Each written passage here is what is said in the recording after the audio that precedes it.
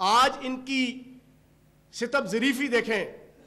آج یہ مولانا شریف زرداری صاحب کو اپنا پی ڈی ایم کا چیئرمین بنا کر مدرسے کے بچوں کے مرہون منت ہو کے یہ 11 پارٹیاں مل کے بھی 4,500 کرسیاں لگا کر اور آدھا گراؤنڈ خالی کر کے پھر آگے سے آنکھیں دکھا رہے ہیں, ڈولے پھلا رہے ہیں کہ دیکھو کتنا بڑا ٹھاٹھے مارتا ہوا جلسہ ہوگا.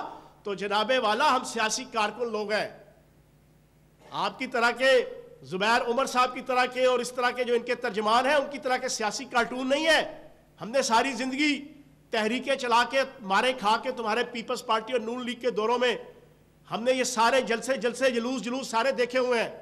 تم نے وقت سے پہلے اپنی جلسہ گاہ کے ذریعے سے ثابت کر دیا ہے کہ تم لوگ ناکام ہو چکے ہو, نامراد ہو چکے ہو. 11 پارٹیاں اکٹھی ہو کے بھی تم لوگوں نے ثابت کر دیا کہ عوام آپ کے ساتھ چلنے کو تیار نہیں. پھر دوسری سب سے امپورٹنٹ چیز جو میں آپ کے سامنے رکھوں گا, 1 ارب 3 کروڑ روپیہ میری اطلاع کے مطابق اس جلسے کے اوپر خرچہ آیا ہے. 1 ارب 3 کروڑ روپیہ. پوری پاکستانی قوم پوچھنے کی حقدار ہے یہ 1 ارب 3 کروڑ روپیہ کہاں سے آیا؟ اپنی کرپشن بچانے کے لیے, اپنے باپوں کو بچانے کے لیے, اپنے جو ریفرنسز کی سزائیں آنے والی ہیں ان سے بچنے کے لیے. یہ 1 ارب 3 کروڑ روپے کا انہوں نے خرچہ کر لیا.